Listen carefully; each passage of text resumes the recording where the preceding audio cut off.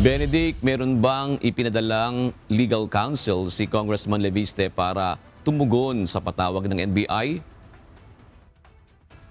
Magandang umaga, June. Bagamat hindi nakasipot ng personal si Congressman Leandro Leviste, may ipinadala naman itong legal counsel para tumugon sa patawag ng National Bureau of Investigation ngayong araw. Pasado alas 9 kaninang umaga nang dumating sa tanggapan ng NBI National Capital Region ang dalawang abogado ni Congressman Leviste. Ayon sa NBI, nais nilang marinig ang panig ng kongresista kung mayroon itong kinalaman sa umano'y pagpaplano sa alegasyon ng honey trap plot at character assassination laban kay Executive Secretary Ralph Recto. Nitong nakaraang linggo, kinumpirma ni NBI Director Melvin Matibag na nagtungo sa abroad si Congressman Leviste.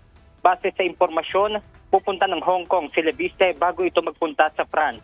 Hanggang sa buwan ng Setyembre din ang hininging travel authority ni Congressman Leviste.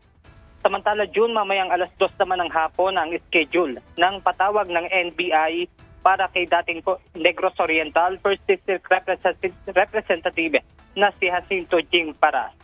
Yan muna ang ating update mula rito sa Pasay City. Balik sa inyo dyan, June. Maraming salamat, Benedict Samson.